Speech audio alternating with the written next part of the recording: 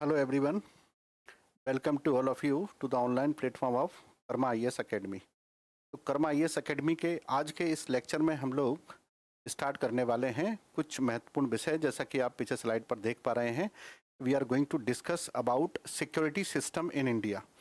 भारत के बहुत सारे एग्ज़ाम में जो भी हमारे फोर्स से संबंधित एग्ज़ाम होते हैं उसमें सिक्योरिटी से संबंधित चीज़ें पूछी जाती हैं। भारत के सिक्योरिटी सिस्टम के बारे में पूछा जाता है, इंडिया का सिक्योरिटी सिस्टम कैसे काम करता है, इंडिया में इंटरनल और एक्सटर्नल सिक्योरिटी के कौन कौन से इश्यूज़ हैं और उस इंटरनल और एक्सटर्नल यानी आंतरिक और बाह्य सुरक्षा के मुद्दों से सरकार को क्यों रक्षा करनी चाहिए अपने आप को, और डेमोक्रेसी में किस प्रकार से सुरक्षा की भूमिका होती है ना। तो डेमोक्रेसी में सुरक्षा या सुरक्षा का मतलब है यहाँ पर पुलिस, पुलिस का मतलब है सुरक्षा। तो डेमोक्रेसी में पुलिस का क्या रोल है, सुरक्षा तंत्र क्या होता है किसी भी देश का, इन सब के बारे में हम लोग बात करेंगे। ठीक है, तो पहले मैं एक छोटा सा ब्रीफ ओवरव्यू दे देता हूँ कि वो क्या है, हमें समझना क्या है और आज के लेक्चर में हमारा टॉपिक क्या है पढ़ने का। तो सबसे पहले मैं देखूंगा कि सुरक्षा तंत्र क्या होता है, उसी प्रकार से हम लोग चलेंगे आगे। सिक्योरिटी सिस्टम, सुरक्षा तंत्र क्या है और क्यों जरूरत है हमको सिक्योरिटी की, सुरक्षा की आवश्यकता क्या है हमको। तो सुरक्षा तंत्र में कौन कौन सी चीजें शामिल होती हैं ये देखना है। इसका रोल क्या होता है किसी भी प्रकार की सरकार में। तो पहले देखना है सुरक्षा की संरचना, संरचना यानी सुरक्षा की एजेंसियां क्या क्या हैं हमारे पास। फिर इसी यूनिट में हमको समझना है कि लोकतंत्र में पुलिस की क्या भूमिका होगी और कैसे होगी। लोकतंत्र में पुलिस की क्या भूमिका होगी, role of police in democracy. तो डेमोक्रेटिक स्ट्रक्चर सुरक्षा से किस प्रकार चलते हैं, उन्हें सुरक्षा की आवश्यकता क्यों होती है, इस पर ही मैं आपके साथ आज थोड़ी सी बात करूंगा। अगर हम दुनिया के किसी भी राज्य की उत्पत्ति को देखेंगे तो राज्य की उत्पत्ति के प्राचीनतम सिद्धांत हमको मिलेंगे वो ग्रीक और रोम सभ्यता से हमको प्राप्त होते हैं। और ऐसा ही एक प्राचीन सिद्धांत हमको चाणक्य, आचार्य चाणक्य से प्राप्त होता है। यानी कौटिल्य ने भी एक राज्य का सिद्धांत दिया है जिसमें उसने राज्य की सुरक्षा करने के लिए बहुत सारे उपकरणों की बात की है। अगर आपने कौटिल्य के सप्तांग सिद्धांत को समझा है और पढ़ा है तो फिर आप ये अच्छे से समझ सकते हैं कि कौटिल्य का सप्तांग सिद्धांत है, उसमें राज्य की सुरक्षा, राजा की सुरक्षा के लिए उसने कौन कौन से प्रावधान किए हैं। That should be in our mind before to study this lecture. तो हम इस लेक्चर का अध्ययन कर रहे हैं उससे पहले ये मैं उचित मानूंगा कि आप लोग उस सुरक्षा व्यवस्था को ठीक से समझ लें। फिर मैं सुरक्षा तंत्र की बात करूंगा, सुरक्षा तंत्र की संरचना किस किस से मिलकर बनती है और सुरक्षा तंत्र की संरचना क्यों आवश्यक है आज के समय में। यही हमारी सिक्योरिटी के चैलेंजेस हैं, इश्यूज हैं। तो आंतरिक और बाह्य सुरक्षा के प्रकार क्या हैं, आंतरिक सुरक्षा, ठीक है, और बाह्य सुरक्षा, ये दो सुरक्षा के मुद्दे हैं, इनको भी हमको इसी लेक्चर में साथ साथ समझना है। ठीक है, तो पहले मैं थोड़ी सी ये बात करूंगा कि हम सुरक्षा तक पहुंचते कैसे हैं और सुरक्षा क्यों पढ़नी है हमको, वर्तमान में क्या स्टेटस है। बहुत ही लॉजिकल तरीके से पढ़ना है उसको। देखिए, आपने देखा कि 9/11 की एक घटना हुई अमेरिका में। उस 9/11 की घटना के बाद से ही अमेरिका ने अचानक से अपने डिफेंस बजट को बड़ा कर दिया। तो अमेरिका का जो डिफेंस बजट था वो बहुत ह्यूज साइज का हो गया। और किसी भी देश की सुरक्षा करने के लिए बड़ा जो बजट है वो हमें क्यों आवश्यक है। चाणक्य का एक सिद्धांत था कि उसने कहा था कि मगध की सेना पेट के बल चलती है। इसका मतलब यह था कि मगध की सेना बिना पैसों के बिल्कुल भी काम नहीं करती है। और मगध क्या, दुनिया में कोई भी सेना है उसको मजबूत बनाने के लिए हमको बड़ी सुरक्षाओं की आवश्यकता पड़ती है। तो यहीं से हमारा लेक्चर शुरू करते हैं। पहले हम पूरा सिस्टम समझेंगे कि संरचनाएं क्या होती हैं, क्यों उसकी आवश्यकता है। फिर हम उसके हो सकेगा तो उसके इतिहास पर भी बात करेंगे, क्योंकि भारत में सुरक्षा का इतिहास बहुत प्राचीन रहा है। लेकिन एग्जाम में जो डेमोक्रेसी की जो सिक्योरिटी है उसको लेकर के चैलेंजेस क्या क्या इशू होते हैं उस पर हम लोग थोड़ी सी बात करेंगे, है ना। तो पहले मैं ओवरव्यू कर लेता हूं, फिर मैं आपको बताता हूं कि हमें किस किस प्रकार से पढ़ना है। पहले हम समझेंगे सबसे पहले सुरक्षा तंत्र,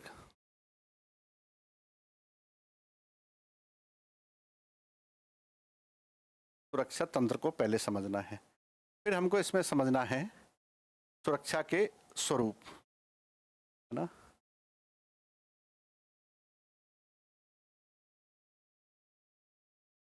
सुरक्षा के समक्ष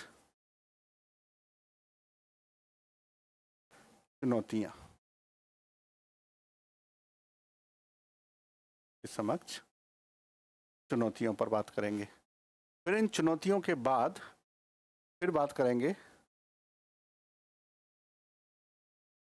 सुरक्षा के मुद्दे कौन कौन से हैं, ठीक है। फिर हम पढ़ेंगे सुरक्षा का इतिहास क्या रहा है,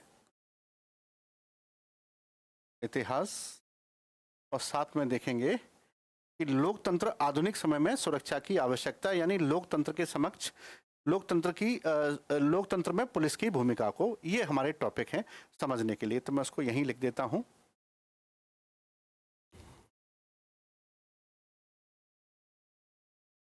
लोकतंत्र में पुलिस की भूमिका, लोकतंत्र में पुलिस की भूमिका, ये आपको पढ़ना ही है। जो लोग फोर्स में जाते हैं उनको तो पढ़ना ही पढ़ना है, ठीक। आप सबने अभी देखा होगा कि नेपाल में पिछले महीने एक बड़ा आंदोलन हुआ। वहाँ के जैन जी ने, जो युवा पीढ़ी थी, उसने वहाँ पर विद्रोह कर दिया और सरकार को बदल दिया। क्या नेपाल का सुरक्षा तंत्र मजबूत होता तो ये संभव हो पाता? एक छोटा सा एक क्वेश्चन मैंने आपके लिए तैयार किया है, तैयार मतलब मैं आपसे पूछ रहा हूं, क्या नेपाल का पुलिस तंत्र बहुत मजबूत होता, रक्षा तंत्र बहुत मजबूत होता, तो क्या जैन जी ये सब कर पाते? यह संभव था? या जिन देशों में जहां पर सुरक्षा तंत्र बहुत मजबूत होता है, क्या वो देश इस प्रकार के बारे में सोच सकते हैं वहां के लोग कि हम इस प्रकार से अचानक से जाकर के कू कर लेंगे? लेकिन आपने देखा है कि पिछले कुछ वर्षों में और कुछ महीनों में ऐसी घटनाएं हमको देखने के लिए मिली हैं, चाहे श्रीलंका में मिली हो, चाहे बांग्लादेश में मिली हो, और अभी लेटेस्टली हमको नेपाल में भी मिली है। तो ये वाला जो टॉपिक है, ये तो बहुत ही इंटरेस्टिंग टॉपिक होगा कि हम ये समझेंगे कि पुलिस किस प्रकार से लोकतंत्र की रक्षा करती है। फिलहाल ये समझना है कि हमें अपने इस पूरे के पूरे सेगमेंट में किन किन चीज़ों को समझना है। तो what the things we are going to be study in this particular segment of security, it means we are going to know each and every fact and ideology that belongs to the security of this nation. तो हम अपने राष्ट्र और देश की सुरक्षा से संबंधित जितनी भी चीजें हो सकती हैं, उन सारी पर्टिकुलर चीजों पर हम लोग बात करेंगे। And we will try to solve each and every questions which has been asked and which is expected to be asked in further exam of any exam that is related to the force, particularly just like central services exam, state services exam, and each and every exam, and that can also be useful for the enrichment of your knowledge, especially in about the strategic location of security. तो हम security के सामरिक बिंदुओं पर अगर हम अच्छी समझ विकसित करना चाहते हैं, तो सामरिक बिंदुओं के संदर्भ में हमारे पास जानकारी भी अच्छी होना चाहिए, सामरिक बिंदुओं से संबंधित। तो जैसे सुरक्षा तंत्र है, इसमें हम लोग समझने वाले हैं कि भारत में सुरक्षा की संरचना कैसी है। सुरक्षा की संरचना कैसी है, सबसे पहले कहानी यहीं से शुरू होती है। फिर है सुरक्षा के संबंध चुनौतियां, और इसके हमने दो सेगमेंट्स डिवाइड कर लिए हैं। जैसे एक सेगमेंट तो ये डिवाइड कर लिया है इंटरनल सिक्योरिटी के लिए, आंतरिक, और एक है बाह्य, आंतरिक और बाह्य। जैसे आप देखेंगे कि आंतरिक सुरक्षा के समक्ष जो चुनौतियां हैं, उनको हम दोनों ही हिस्सों में बांट देंगे। चाहे हम नक्सलवाद जैसी अंदरूनी चुनौती को पढ़ें, चाहे हम आतंकवाद जैसी बाहरी चुनौती को पढ़ें, इसके अलावा हम अलगाववाद जैसी अंदरूनी चुनौतियों को पढ़ें, बाहरी चुनौतियों को पढ़ें, इसके अलावा काला धन की जो समस्या है, काउंटर फिटिंग ऑफ करेंसी है, उसको पढ़ें, इनको पढ़ें, या किसी भी प्रकार से हमारे देश में जो भी इश्यूज हैं, जैसे अलगाववाद, क्षेत्रवाद, और अभी आजकल तो आपको देखा होगा भाषावाद एक बड़ा मुद्दा चल रहा है हमारे देश में। भाषावाद को लेकर के, भाषाई संघर्ष को लेकर के, सांप्रदायिकता, नक्सलिज्म, ये सारी की चीजें पढ़नी है। सिक्योरिटी चैलेंजेस हैं हमारे सामने, कुछ इंटरनल सिक्योरिटी के चैलेंजेस हैं, कुछ बाह्य सिक्योरिटी के चैलेंजेस हैं। तो we have to discuss about the each and every aspect of these all. if we want to discuss about the counterfeiting of currency, nationalism and terrorism, separatism and regionalism, as well as linguistic conflict, communal conflict, तो देश के अंदर की चीजें किस प्रकार से अच्छी बनी रहें, उसके लिए हमको किस किस की आवश्यकता होती है। इसलिए हर देश को अपने सुरक्षा तंत्र को मजबूत करने की आवश्यकता होती है। मैंने लेक्चर के शुरू में बताया था कि अमेरिका में 9/11 की घटना के बाद से ही उन्होंने अपने रक्षा बजट को एक्सट्रीमली हाई कर लिया है। इसका कारण है कि उनके केंद्र में राष्ट्र की सुरक्षा और आंतरिक और बाहरी दोनों ही प्रकार की सुरक्षाएं बहुत ही प्रायोरिटी पर हैं, प्राथमिकता पर हैं।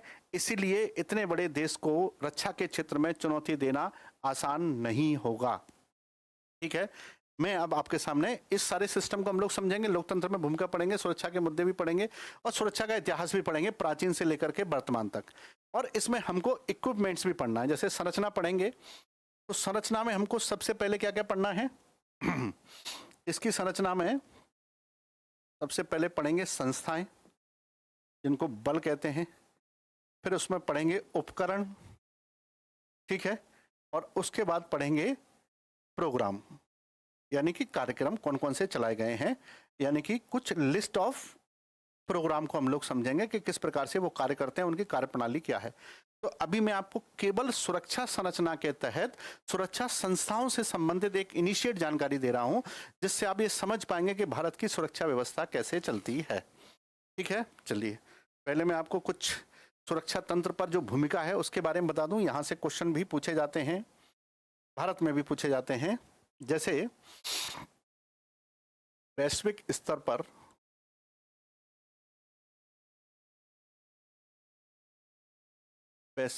पर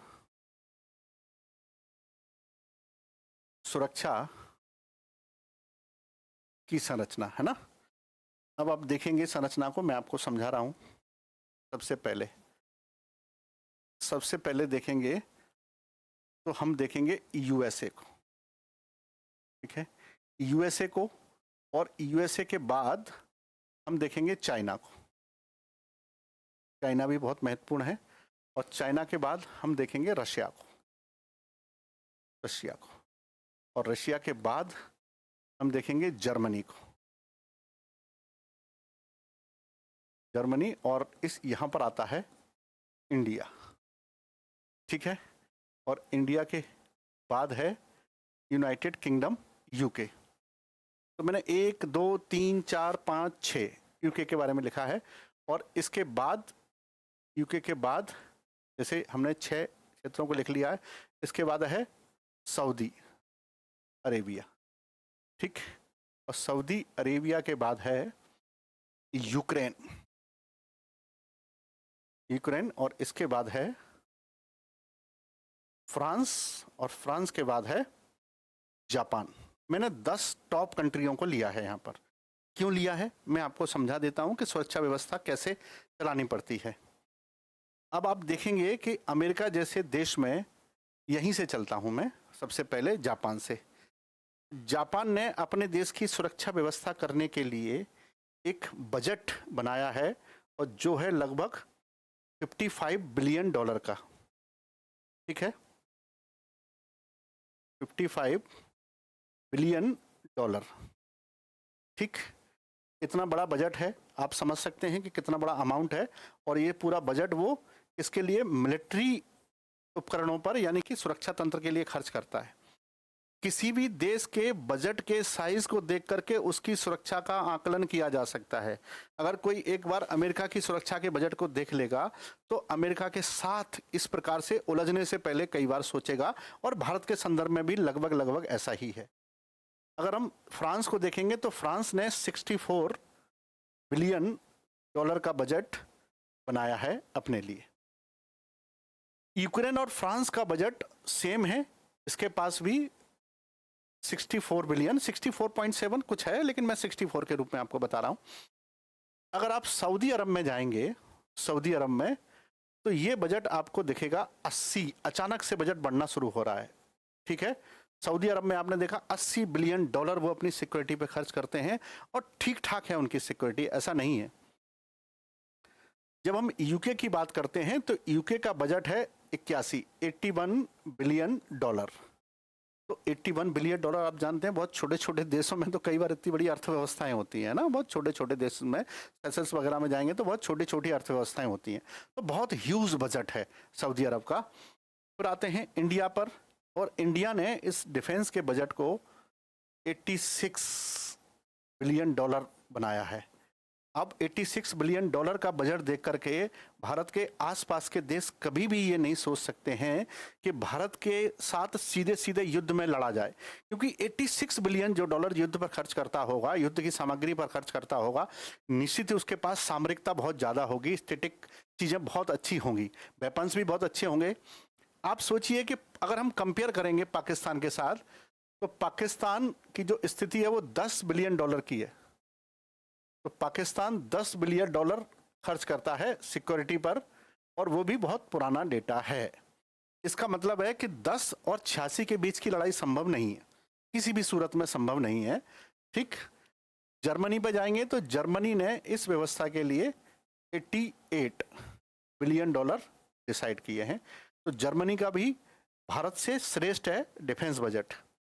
और इसी क्रम में अगर हम और आगे जाएंगे तो रशिया मिलेगा, और रशिया का है 149 बिलियन डॉलर। 149 बिलियन डॉलर, आप समझते हैं मतलब कितना डिफेंस बजट बना के रखा है रशिया ने। और तो रशिया का डिफेंस बजट कितना, मतलब कितना स्ट्रांग होगा। जब हम चाइना की बात करते हैं तो चाइना का डिफेंस बजट है 314 बिलियन डॉलर, 314 बिलियन डॉलर, अरब डॉलर। सोच सकते हैं बजट का साइज कितना होता जा रहा है और सुरक्षा क्या होगी। आप थोड़ा थोड़ा समझने लगे होंगे कि सुरक्षा का संबंध बजट से क्यों होता है। चाणक्य ने क्यों कहा था कि मगध की सेना पेट के बल चलती है, क्यों हम देश की सुरक्षा पर इतना सारा पैसा खर्च करते हैं। आप सोचेंगे कि भाई बजट बड़ा नहीं होगा तो हम सेनाओं को बड़ा नहीं रख पाएंगे।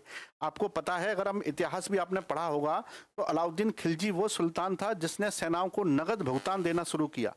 जब उसने सेनाओं को नगद भुगतान देना शुरू किया तो सेना का क्या तो मोटिवेशन रहा होगा, और सेना के उस मोटिवेशन का रिजल्ट है कि नॉर्थ इंडिया में उसने लगभग किसी को नहीं छोड़ा। इवन साउथ इंडिया में उसने इस्लामिक इन्वेजन्स बड़े व्यापक रूप से किए, और पांड्य राज्य तक उसने मलिक काफूर को वहां तक भेज दिया था। It was the result of that defence system that was based on the huge expenditure followed by the Alauddin Khilji at that time during the 13th century. In the beginning of 13th century में उसने इसको शुरू किया, beginning of last of the 13th century and the beginning of 14th century में उसने ये सब शुरू किया। ठीक है, तो आप सोच सकते हैं कि डिफेंस हमें को क्यों बड़ा करना पड़ता है। Now reached up to USA. USA के पास रक्षा बजट आप सोच सकते हैं कितना होगा, 997 बिलियन डॉलर। 997 billion dollar. अब आप सोच सकते हैं कि किसी से भी इसका कंपैरिजन आप नहीं कर पाएंगे, कोई भी कंपैरिजन इसमें बनता ही नहीं है किसी भी प्रकार से। जैसे अगर आपको ग्राफ भी बनाना हो तो ग्राफ बनाने की स्थिति होगी तो हमको ऐसे बनाना पड़ेगा कि ये इनका डिफेंस स्ट्रक्चर है, और उससे छोटा डिफेंस स्ट्रक्चर चाइना का है, और उससे छोटा डिफेंस स्ट्रक्चर किसका है, रशिया का है, जर्मनी का स्ट्रक्चर है, और उसके बराबर ही लगभग भारत का स्ट्रक्चर है। और ऐसी स्थिति में यूके का स्ट्रक्चर और छोटा हो जाएगा, और सऊदी का स्ट्रक्चर लगभग बराबर है, और ये दोनों बहुत छोटे स्ट्रक्चर होंगे। ठीक है, अगर मैं पाकिस्तान की बात करूंगा तो यहाँ केवल एक बिंदी लगानी पड़ेगी और पाकिस्तान का डिफेंस स्ट्रक्चर हो जाएगा। ठीक है, अब इस बिंदी का इससे कोई भी मुकाबला किसी प्रकार से नहीं बनता है ना। तो ये है डिफेंस स्ट्रक्चर हमें क्यों बड़ा करना पड़ता है, why we needed such a huge safety structure. ठीक है, तो पहली बात तो ये कि दुनिया में सबसे बड़ा रक्षा बजट कौन खर्च करता है, भारत का रक्षा बजट कितना है, that should be in your mind. Pakistan का तो मैंने ऐसा ही बता दिया है। टॉप 40 में भारत के पड़ोसी देशों में किसी का भी इतना बड़ा बजट नहीं है, केवल चाइना को छोड़ करके। चाइना का बजट सेकंड लार्जेस्ट बजट है। तो ये तो हो गया एक आवश्यकता कि क्यों पड़ती है। जैसे मैंने शुरू में बताया कि डेमोक्रेसी में पुलिस की आवश्यकता क्यों पड़ती है। एक बड़ा सिस्टम होता है तो हम देश को ज़्यादा समय तक सुरक्षित रख सकते हैं, क्योंकि हमारे पास इक्विपमेंट्स बहुत सारे होते हैं। नेक्स्ट, अब देखते हैं भारत की सुरक्षा संस्थाएं, है ना। ये बहुत महत्वपूर्ण टॉपिक है, सिक्योरिटी इंस्टीट्यूशन। सुरक्षा संस्था। तो हम सुरक्षा संस्था की बात करते हैं कि सुरक्षा संस्था क्या है और वो कैसे काम करती हैं, है ना। मैं आपको थोड़ा सा एक हिंट दे दूं कि भारत में सुरक्षा व्यवस्थाएं हैं, उन सुरक्षा व्यवस्थाओं को कई खंडों में इस तरह से बांट दिया गया है। कैसे बांटा गया है तो देखिए, समझते हैं उसको।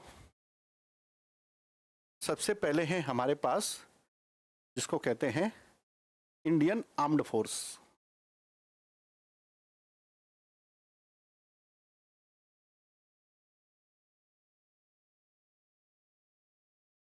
इंडियन आर्म फोर्सेस, ठीक है। फिर है हमारे पास पैरामिलिट्री फोर्सेस।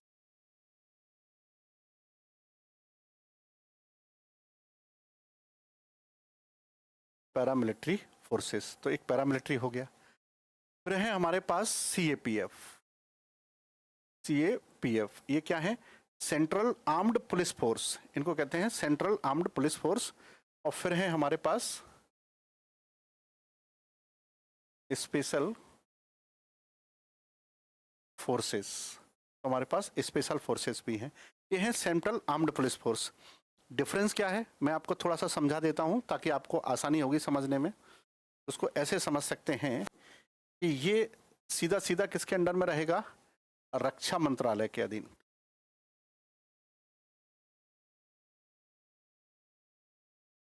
रक्षा मंत्रालय के अधीन, ठीक है। और ये किसके अधीन रहता है? गृह मंत्रालय के अधीन। लेकिन ये दूसरे मंत्रालय के अधीन भी हो सकते हैं, गृह मंत्रालय। और ये भी किसके अधीन होते हैं? गृह मंत्रालय एवं अन्य। इसका मतलब दूसरे मंत्रालय भी इसमें पाए जाते हैं, ठीक है। ये संबंधित फोर्स, ये इस पर डिपेंड करता है कि किस फोर्स से बने हैं, तो संबंधित बल से जुड़े होते हैं। ये भारत की सुरक्षा संरचना है। अब इसको ध्यान से समझिएगा, मैं आपको कुछ चीजें बताने वाला हूं, ठीक है। जैसे भारत में एक है आर्मी, इंडियन आर्मी, एक हो गया।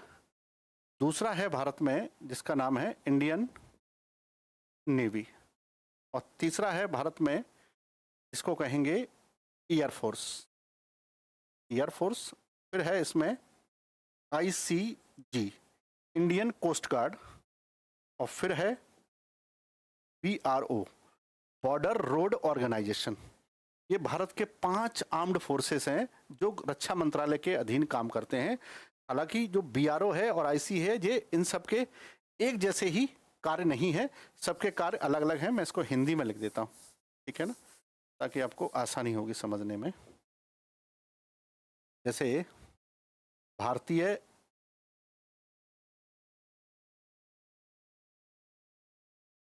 थल सेना, ठीक है। इसके बाद है जल सेना, नेवी। और उसके बाद है वायुसेना, तटरक्षक, है ना, तटरक्षक बल, तटरक्षक बल। और उसके बाद बीआरओ, बॉर्डर रोड ऑर्गेनाइजेशन। और इसको कहते हैं आईसीजी, इंडियन कोस्ट गार्ड। ये 3 ऐसे फोर्सेस हैं भारत के जो रक्षा विभाग के अधीन होते हैं। जब हम पैरामिलिट्री की बात करते हैं भारत में, तो भारत में पैरामिलिट्री के संबंध में हमको 2 ही यूनिट मिलती हैं। एक है असम राइफल्स और दूसरी है जिसको कहेंगे स्पेशल फ्रंटियर फोर्सेस। ये 2 हमको पैरामिलिट्री के रूप में प्राप्त होती हैं, ठीक है। फिर हम आते हैं गृह मंत्रालय के अधीन सीएपीएफ। तो सीएपीएफ के रूप में हमको क्या क्या मिलता है? इसमें सबसे पहले मिलता है आरपीएफ, रेलवे प्रोटेक्शन फोर्स, पहला। दूसरा मिलता है इसमें जिसको कहेंगे CISF, CRPF, CRPF central reserve police force, ठीक। और तीसरा इसमें हमारा जो होता है उसको कहेंगे आईटीबीपी, आईटीबीपी, ये आईटीबीपी है। और फोर्थ उसमें मिलता है SSB सशस्त्र सीमा बल, और पांचवा हमको उसमें मिलता है BSF बॉर्डर सिक्योरिटी फोर्स, और छठवा उसमें हमको मिलता है CISF। ये 6 फोर्सेस हमको इसमें मिल गए हैं। इसमें कुछ और फोर्सेस भी हैं, जैसे 7वें नंबर पर इसमें एक फोर्स है जिसको कहेंगे NSG, और 8th फोर्स है इसमें जिसका नाम है SPG। ठीक है, NSG SPG। तो ये 8 फोर्स हुए, और इसके बाद हमारे पास एक और फोर्स है इसमें जिसका नाम है, तो इधर लिख देते हैं, NDRF। ठीक है। स्पेशल की बात करेंगे तो स्पेशल फोर्सेस हमारे पास बहुत फिक्स हैं, जैसे एक हैं para commando, Marcos commando, Garud commando, इसके अलावा कोबरा, RAF। ठीक है।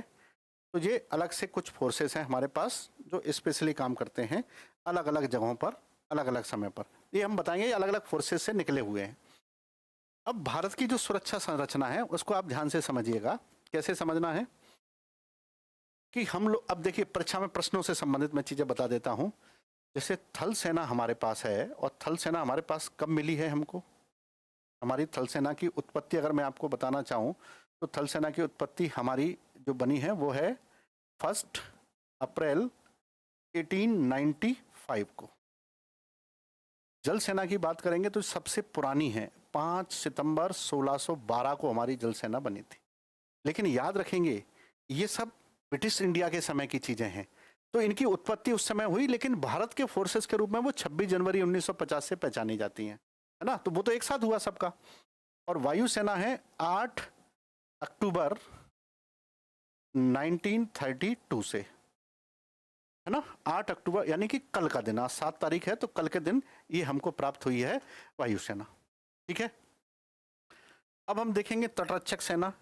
तटरक्षक सेना को बनाया गया 18 अगस्त 1978 को, और BRO को बनाया गया 7 मई 1960 को। ये आप जानते हैं कि जो भी माउंटेनियस रीजन है वहाँ पर वायुसेना, हमारी जल सेना की थल सेना, जो हमारी थल सेना है उसकी पहुंच को सिक्योर करने के लिए, उसकी रीच को बढ़ाने के लिए वहाँ पर कंस्ट्रक्शन काम को करती है, ये सबसे ज़्यादा कंस्ट्रक्शन काम को। अगर हम टेक्निकली देखें तो भारत की जो 5 इंडियन आर्म्ड फोर्सेस हैं उनमें सबसे पुराना कौन सा है? थल जल सेना है, जो 1612 से हमारे यहाँ बना हुआ है। ठीक है। ये 2 नए बने हैं, ये मैंने बता दिया है कि ये किसके उसमें आते हैं। तो इन सब का संबंध है कि ये किससे जुड़े हुए हैं? भारतीय रक्षा मंत्रालय से जुड़े हुए हैं, उसके अधीन होते हैं।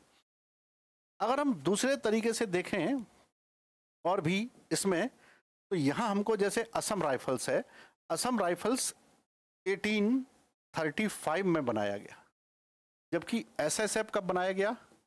14 नवंबर 1962 को बनाया गया। ये 14 नवंबर 1962 को जो भारत चीन के साथ युद्ध हुआ, उसके बाद ये तिब्बतीज और गोरखाओं को मिलाकर के बनाया गया स्पेशल फोर्सेस था भारत चीन युद्ध के बाद। ठीक है। ये सबसे पुराना पैरामिलिट्री फोर्स है असम राइफल्स। ये 2 जगह अपनी सेवाएं देता है। इसकी सेवाएं एक रहती हैं जम्मू कश्मीर के इंसर्जेंसीज एरियाज में, और पहले ये म्यांमार से युद्ध के लिए बनाया गया, लेकिन जब नॉर्थ ईस्ट में इंसर्जेंसीज को देखने के लिए कार्य करता है, और इसके क्षेत्र वही है नॉर्थ ईस्ट और कश्मीर, केवल 2 ही क्षेत्रों में काम करता है, और सबसे पुराना पैरामिलिट्री फोर्स है 1835 का। और इसका एक पुराना नाम भी है, इसका पुराना नाम है जिसको कहते हैं इसको कैचर लेवी के नाम से इसको जानते हैं, कैचर लेवी। ठीक है। तो ये सबसे पुराना फोर्सेस है। पैरामिलिट्री हमारे पास 2 ही फोर्स मैंने आपको बताए हैं। ठीक है। नेक्स्ट चलते हैं। अब नेक्स्ट में हम लोग देखेंगे हमारे पास क्या है। नेक्स्ट में CAPF है। ये भी आपको याद रखने हैं, ये पूछे जाते हैं कई बार एग्जाम में, तो इनके बारे में भी क्रिस्टल क्लियरिटी हमारे पास रहनी चाहिए। जैसे RPF है, रेलवे प्रोटेक्शन फोर्स है, ये डिफेंस इसमें नहीं आता है, होम मिनिस्ट्री में। ये किस में आएगा? मिनिस्ट्री ऑफ रेलवे में आता है ये। और ये कब बनाया गया RPF के लिए? ये बना 2 जुलाई 1872 को, बहुत पुराना है। 2 जुलाई 1872 को फॉर्म हुआ रेलवे प्रोटेक्शन फोर्स, ठीक है, और ब्रिटिशर्स ने बनाया था। उसके बाद है सीआरपीएफ। सीआरपीएफ को बनाया गया 27 जुलाई 1939। ये सबसे पुराना क्या है हमारे पास, आर्म्ड फोर्स है, सेंट्रल आर्म्ड फोर्स है सबसे पुराना सीआरपीएफ। इसके रिजर्व बटालियंस हैं, जैसे मैं अभी आपको ये बताऊंगा, ये रिजर्व बटालियन से ही अलग करके बनाए गए हैं। जैसे कोबरा है, कॉम्बैट बटालियन, रिजोलेंट एक्शन, ये नक्सलवाद से निपटने के लिए, ये दंगों से निपटने के लिए, ये स्पेशल ट्रेनिज हैं। अभी मैं इनकी बात करूंगा। तो यहाँ तक स्पष्ट है। आईटीबीपी आप जानते हैं कि ये केवल भारत और चीन की सीमा पर कार्य करता है। आईटीबीपी केवल भारत और चीन सीमा पर कार्य करता है और इसको बनाया गया 24 अक्टूबर 1962 को, है ना, 1962 को उसको बनाया गया। क्यों बनाया गया? क्योंकि ये भारत चीन युद्ध के समय पर बना था।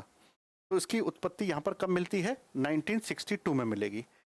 एसएसबी आप जानते हैं, एसएसबी भारत नेपाल, भारत भूटान, तो नेपाल और भूटान के बॉर्डर पर जो सिक्योरिटी देता है उसका नाम है एसएसबी। और ये एसएसबी बनाया गया 20 दिसंबर 1963 को। फिर आता है बीएसएफ। बीएसएफ बना है 1 दिसंबर 1965 को। ये हमारी सुरक्षा देता है पाकिस्तान और बांग्लादेश बॉर्डर पर। तो भारत की सुरक्षा में पाकिस्तान और बांग्लादेश पर जो काम करता है वो बीएसएफ है। एसएसबी नेपाल और भूटान में काम करता है एसएसबी। भारत और चीन पर काम करता है आईटीबीपी। सीआरपीएफ रिजर्व फोर्स है जिसे जरूरत पड़ने पर कहीं भी लगाया जा सकता है और इसकी ही बटालियंस को हम लोग अलग अलग करके नए नए फोर्स के रूप में बनाते रहते हैं और उनको नई नई जिम्मेदारियां हम लोग देते रहते हैं। ठीक है, ये हमारे फोर्स का वो है। सीआईएसएफ जो है वो सेंट्रल इंडस्ट्रियल सिक्योरिटी फोर्स है। ये पीएसयूज और जो एयरपोर्ट्स हैं उनकी, जैसे आप कभी भी प्लेन से गए होंगे, बाय एयर गए होंगे, तो आपने देखा होगा कि एयरपोर्ट पे हमको बहुत सारी ऐसी चीज़ें मिल जाती हैं जो वहाँ पर सीआईएसएफ खड़ी रहती है। तो सीआईएसएफ को एयरपोर्ट की जिम्मेदारी और जितने भी पीएसयूज हैं इन सब की जिम्मेदारी इनको दी गई है कि वो किस प्रकार से इन चीज़ों को चलाएंगे और किस किस प्रकार से इन चीज़ों को मेंटेन करेंगे। ठीक है, तो जो सीआईएसएफ है इसको बनाया गया 10 मार्च 1969 को। एनएसजी आप जानते हैं ये 16 अक्टूबर को 1984 में बनाया गया और एसपीजी बनाया गया 8 अप्रैल 1985 को। ये स्पेशली प्राइम मिनिस्टर की सिक्योरिटी के लिए बनाया गया। जैसे एसपीजी कमांडोज आपने देखे होंगे, तो इंदिरा गांधी की डेथ के बाद इसको बनाया गया और इंदिरा गांधी की डेथ से जस्ट पहले फॉर्म हुआ था NSG, national security guard. National security guard किसी भी ऐसी मतलब खराब कंडीशन में जहां उसकी आवश्यकता होती है वहां वो अपना परफॉर्मेंस देता है और उन चीज़ों को डील करता है। ये हमारे सिक्योरिटी सिस्टम का एक बड़ा भाग है जो हमको बहुत सारी सिक्योरिटी, जैसे आपने देखा होगा कि जब आतंकवाद से लड़ा हुआ, जब 2008 में अपने यहाँ 26/11 हुआ था तो वहाँ पर एनएसजी ने कमान संभाली थी जोधपुर से जाकर के, और एनएसजी ने बाकी सबको वहाँ से आउट कर दिया था। उन्होंने कहा था कि हाँ पूरा होटल हमको चार्ज में दीजिए and we will take care of it. तो ये आतंकवादी हमलों से लड़ने में स्पेशली ट्रेंड होते हैं एनएसजी कमांडोज और उनको हर कंडीशन में लड़ने के लिए तैयार किया जाता है। इसलिए हमारे फोर्सेस का एक बड़ा हिस्सा है वो एनएसजी, जो इस देश की सिक्योरिटी को 4 चांद लगा देता है। ठीक है, फिर हम देखते हैं उसमें एनडीआरएफ। तो एनडीआरएफ जानते हैं नेशनल डिजास्टर रिलीफ फोर्स, है ना। तो वो जब भी कोई आपदा आती है इसको 19 जनवरी 2006 को बनाया गया। 19 जनवरी 2006 को इसको बनाया गया। ठीक है, तो ये हमारे पास फोर्स का स्ट्रक्चर है। इसी स्ट्रक्चर से हम, जैसे मैंने कहा था कि सबसे पहले हम अपनी सिक्योरिटी की संरचना देखेंगे कि कहाँ पर वो कैसे कैसे क्या क्या काम करती है। सिक्योरिटी की संरचना हमको एग्जैक्टली पता होना चाहिए। और साथ में अभी तो मैंने केवल फोर्सेस के बारे में बताया है। In recent very soon I am going to discuss about equipments related to the our security. और सिक्योरिटी ब्रीच कैसे होती है, सिक्योरिटी की जरूरत क्या है, इंटरनल सिक्योरिटी में हमको क्या क्या करना है। ठीक है, इन सब पर हमको काम करना है। लेकिन याद रखेंगे एनएसजी होम मिनिस्ट्री के अंडर में नहीं आता है एसपीजी। एसपीजी पीएमओ के अंडर में आता है। ये पीएमओ का मामला है, प्राइम मिनिस्टर ऑफिस का, तो उस सेक्रेटरीट के पास आता है। उसका होम मिनिस्ट्री से कोई लेना देना नहीं होता है। बाकी सारे फोर्सेस होम मिनिस्ट्री के अंडर में आते हैं। केवल आरपीएफ को छोड़ करके ये मिनिस्ट्री ऑफ रेलवे के अंडर में आता है ना। तो एक तो हमको इन सारे फोर्सेस के बारे में जो भी जानकारी है वो एकदम से क्रिस्टल क्लियर होनी चाहिए। दूसरा फिर हम देखते हैं आगे, हमारे पास कुछ और भी संस्थाएं हैं, और भी संस्थाएं हैं सिक्योरिटी के लिए। उनमें हम लोग देखेंगे अब पैरा हैं, जो पैरा कमांडोज हैं हमारे पास। ये पैराज कमांडोज किसके हैं? इंडियन आर्मी के स्पेशली ट्रेंड कमांडे हैं। जो मार्कोस कमांडे हैं, मार्कोस कमांडो के बारे में कहा जाता है कि ये इंडियन नेवी के कमांडो हैं। ठीक है। फिर गरुण कमांडो की बात होती है तो ये एयरफोर्स के कमांडो हैं। कोबरा, ये नक्सलवाद से लड़ने के लिए बनाई गई टीम है, यानी combat battalion to resolute action, तात्कालिक प्रभाव को रोकने के लिए, रेजोल्यूट एक्शन के लिए बनाया गया है। उसको ही हम लोग कोबरा कमांडो कहते हैं। Combat battle of resolute action के लिए उसको बनाया गया है। फिर है रैपिडेक्स एक्शन फोर्स, और ये आप जानते हैं राइट कंट्रोल के लिए इसको बनाया गया है, दंगाओं के कंट्रोल करने के लिए। ठीक है। इसमें आपने देखा होगा कुछ लोग ब्लूइश यूनिफॉर्म पहने रहते हैं। आरएएफ में विशेषता ये होती है, उसमें मिनिमम 6 फीट आपकी हाइट होनी चाहिए। अगर आप सीआरपीएफ में हैं, रिजर्व फोर्स में हैं, और आपकी हाइट लगभग 6 फीट है, तो आपको रिकमेंड कर दिया जाएगा कि आप आरएएफ को ज्वाइन कर लें, जो दंगों को कंट्रोल करती है। क्योंकि दंगों को कंट्रोल करने के लिए एक अच्छी फिजिक के व्यक्ति की आवश्यकता होती है, क्योंकि छोटे छोटे व्यक्ति दंगों को कंट्रोल करेंगे कैसे, है ना, ये तो पॉसिबल ही नहीं है। तो हमने ये देखा कि इतने सारे कमांडोज स्पेशल ट्रेनिंग्स हैं हमारे पास, इतने सारे हमारे पास होम मिनिस्ट्री के पैरामिलिट्री फोर्सेस हैं, और इतने सारे हमारे पास होम मिनिस्ट्री के अंडर में आने वाले फोर्सेस हैं। ये सब हमारी सिक्योरिटी से रिलेटेड इंस्टीट्यूशंस हैं। These all institutions are going to be help and create such kind of huge security structure for India. ये कैसे कैसे काम करेंगे, इसे ही हम लोग कहते हैं सेंट्रल आर्म्ड पुलिस फोर्स। इसके अलावा हमारे पास होते हैं कुछ जिनको कहते हैं स्टेट के फोर्स, स्टेट पुलिस फोर्स, जो हर स्टेट में अलग अलग होता है। State police force her state में अलग अलग होता है। चाहे हम रक्षा मंत्रालय की बात करें, चाहे हम किसी भी डिपार्टमेंट की बात करेंगे, उस डिपार्टमेंट का जो सबसे टॉप का ऑफिसर होगा वो स्टेट पुलिस के सबसे टॉप के ऑफिसर के बराबर रैंक होल्ड करता है। क्योंकि रैंक को हमने इसी प्रकार से बनाया है। और अभी तो हमने इन तीनों सेनाओं के चीज़ों को डिस्कस करना है, और बाकी चीज़ें उसमें ये समझनी है कि जब भी हम किसी भी आर्मी पर्सनल्स को पढ़ते हैं, आर्मी बटालियंस को पढ़ते हैं, तो उसके स्ट्रक्चर्स क्या हैं। जैसे इंडियन आर्मी के हेडक्वार्टर्स कहाँ कहाँ बने हुए हैं, इंडियन आर्मी के हेडक्वार्टर्स के अलावा उसके कौन कौन से ऐसे सेगमेंट हैं जिनको हम लोग कहते हैं ना कि कौन सी कमांड कहाँ पर है, कहाँ पर कौन सी ट्रेनिंग होती है, ये सब सिक्योरिटी फोर्सेस के हिस्से हैं। ठीक है। तो मैंने एक छोटा सा ब्रीफ दिया है, मैं इसको एक बस छोटा सा ब्रीफ और कर दूं, जिससे कि मैं आपको ये समझा पाऊँ ताकि आप चीज़ों को समझ पाएँ।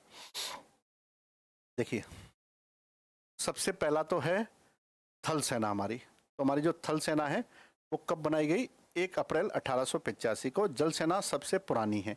वायु सेना तो तभी बनेगी जब हवाई जहाज की खोज होगी। तटरक्षक सेना का काम है जितने भी हमारे कोस्टल रीजन्स हैं उन सारे कोस्टल रीजन पर सिक्योरिटी प्रोवाइड करना तटरक्षक सेना का काम है। तो ये सीधे सीधे होम डिफेंस मिनिस्ट्री के अंडर में बनाया गया एक आर्म्ड फोर्सेस है, इंडियन आर्मी की तरह एक बना फोर्स है। उसके बाद है बीआरओ, बॉर्डर रोड ऑर्गेनाइजेशन, इसको कहते हैं बॉर्डर रोड ऑर्गेनाइजेशन। और बॉर्डर रोड ऑर्गेनाइजेशन का सबसे अच्छा काम होता है कि बॉर्डर रोड ऑर्गेनाइजेशन उन जगहों पर जहां पर सेना को जाने में दिक्कत होती है, ऐसी जगहों पर सेना के लिए एक आवश्यक दशाएं उपलब्ध कराता है, वहां पर कंस्ट्रक्शन करता है, so that the reach of army can be ensured in such A areas of vulnerable areas. बहुत ही ऐसे पिछड़े एरियाज हैं वहाँ पर भी, और यहाँ दुर्गम एरियाज पे जहाँ पर जाना बहुत डिफिकल्ट हो, वहाँ पर जाने के लिए रास्तों का निर्माण करता है, उसे ही हम लोग कहते हैं बीआरओ। तो बीआरओ बहुत बाद में बनाया गया। असम राइफल्स मैंने बताया सबसे पुराना है, इसको कैचर लेवी के नाम से जानते हैं, जैसे मैंने लिखा हुआ है ऊपर। इसको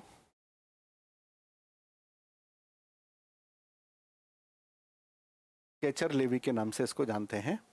ठीक है, ये स्पेशल फ्रंटियर फोर्स है। मैंने बताया कि इसमें तिब्बती और गोरखा लोगों को शामिल किया है, स्पेशली जो पहाड़ी गोरखाज हैं और तिब्बतीज हैं वही इसमें पार्टिसिपेट करते हैं, उन्हीं का ये यूनिट बनाया गया। दोनों ही पैरामिलिट्री फोर्स हैं। पैरामिलिट्री फोर्स का मतलब ये होता है कि जब हमारी बॉर्डर की सिक्योरिटी किसी भी कारण से असफल हो जाती है, हमारे जितने भी बॉर्डर फोर्सेस हैं वो किस किस सीमा पर किस किस से हमको रक्षा प्रदान करते हैं, उन सारी चीज़ों को अगर हम फेल हो जाते हैं तो आर्मी के जाने के बाद आर्मी को जब हेल्प होने की ज़रूरत पड़ती है तो सबसे पहले पैरामिलिट्री फोर्सेस को बुलाया जाता है ना। तो मैं इसको एक मैप पर समझा दूं, फिर बाकी चीज़ें भी आपको समझानी है। देखिए, अब सबसे पहले एक मैप बना लेते हैं, ठीक है। अब इसमें ये देखेंगे, यहाँ हमने लिखा है पाकिस्तान, ठीक है, और यहाँ मैंने लिखा है चाइना, ठीक है, और यहाँ लिखा हुआ है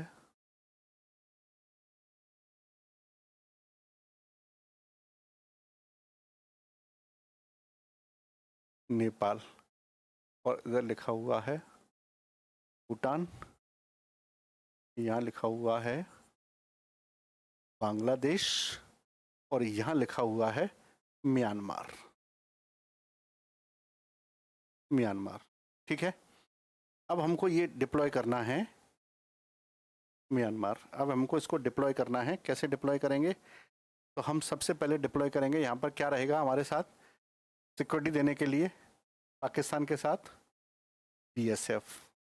अब बीएसएफ यहाँ पर सिक्योरिटी देने के लिए रहेगी तो वो बांग्लादेश के साथ भी क्यों रहती है? क्योंकि पहले बांग्लादेश भी पाकिस्तान ही था, इसलिए पाकिस्तान के साथ बांग्लादेश का फॉर्मेशन किया गया था, है ना। क्योंकि बांग्लादेश तो 71 में आया है, उससे पहले तो वो पाकिस्तान ही था। तो हमने यहाँ पर पाकिस्तान के साथ अपने बॉर्डर पर किसको तैनात किया है? बीएसएफ को, ठीक है।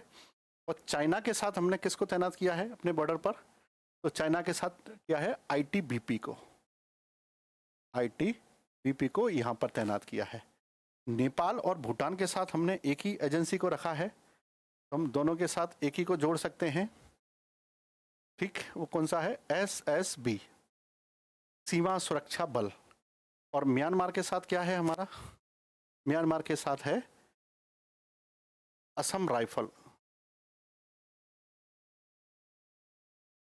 असम राइफल्स, ठीक है, ये म्यांमार के साथ है।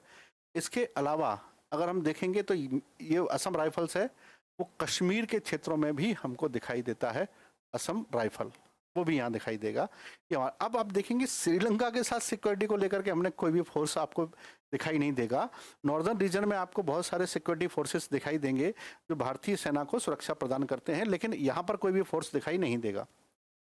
Apart from these all forces, अगर हम सिक्योरिटी को रोक देखने के लिए और ऐसी हिडन संस्थाओं की बात करेंगे, तुमको बहुत सारी हिडन संस्थाएं दिखाई देती हैं, जिनमें एक है जिसको हम लोग कहेंगे आईबी, इंटेलिजेंस ब्यूरो, ठीक। दूसरी है RAW, रॉ, ठीक है। इसके अलावा है मिलिट्री इंटेलिजेंस, ठीक है ना, मिलिट्री इंटेलिजेंस ब्यूरो या एजेंसी, MIA जिसको कह सकते हैं, एजेंसी, मिलिट्री इंटेलिजेंस एजेंसी इसको कह सकते हैं। तो ऐसे हमारे पास national technical research organisation NTRO भी है यहाँ पर, NTRO, ठीक है। इसके अलावा NCCC भी है, ये भी हमको मिली है, ये भी है हमारे पास, ये भी है हमारे पास, ये भी है हमारे पास, ये भी है हमारे पास, ये भी है। नेशनल साइबर कंट्रोल सेंटर है, नेशनल साइबर कंट्रोल सेंटर है। ये सारी चीज़ें हमको इनपुट्स देती हैं और उन इनपुट्स के आधार पर हमारी सारी जितनी भी इंस्टीट्यूशन है वो फंक्शन करती हैं। इनका काम लड़ना नहीं है, लेकिन लड़ने के कारणों को पता लगाना है, लड़ने के कारणों को समाप्त करना है, ठीक है। अब एक इंटरेस्टिंग फैक्ट ये है कि दुनिया की सबसे पुरानी सिक्योरिटी एजेंसी कौन सी है? दुनिया की सबसे पुरानी सिक्योरिटी एजेंसी कौन सी है? तो वो ब्रिटेन की एजेंसी है ना, उसका नाम है the British secret the British secret agency, ये सबसे पुरानी सीक्रेट एजेंसी है।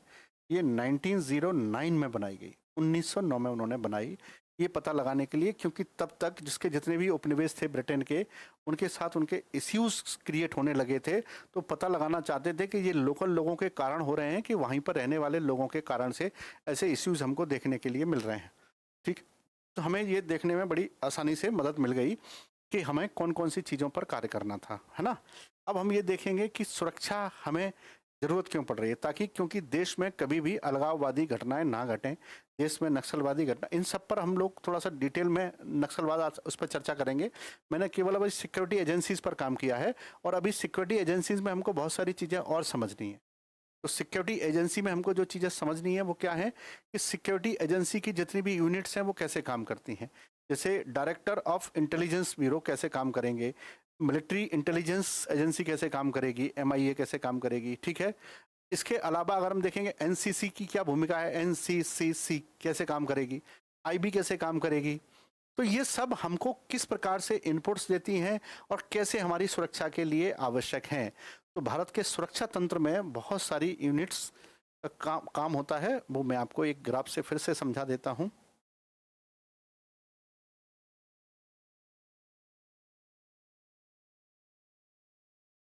सुरक्षा तंत्र, अब सुरक्षा तंत्र किस किस से मिलकर के बनता है। तो सुरक्षा तंत्र में सबसे पहले काम करती हैं सुरक्षा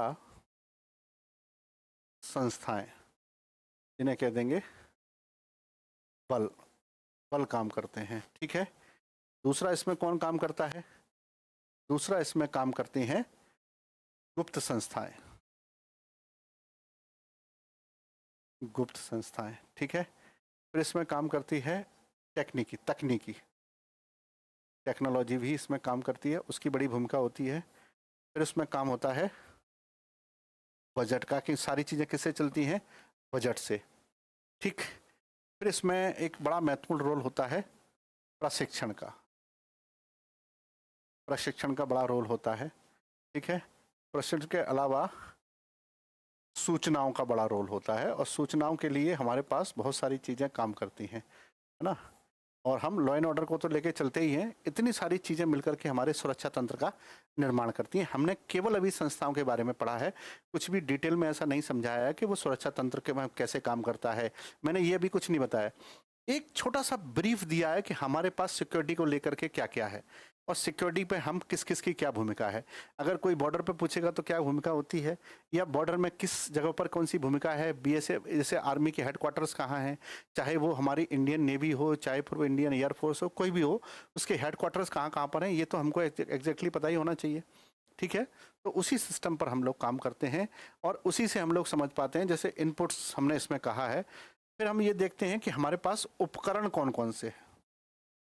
ये बहुत इंटरेस्टिंग है, यहाँ हमको बहुत सारी चीज़ों के बारे में समझना है। हालांकि हम बहुत संक्षेप में समझेंगे, क्योंकि बहुत ही बड़ा टॉपिक है। हमारे पास नए हमने कौन कौन से उपकरण बनाए हैं, चाहे रसिया से लिए हों, कहीं से लिए हों, ये सारी चीज़ों पर, चाहे हमारा राफेल हो, वो भी इसी में आएगा, है ना। फिर हम देखेंगे अपनी सेनाएं, और सेनाएं तो मैंने आपको बताई दी थी। हमारे पास 5 प्रकार की सेनाओं के डिस्क्रिप्शन हमको मिलते हैं, और वो 5 प्रकार की सेनाएं डिफेंस मिनिस्ट्री के अंडर में आएंगी।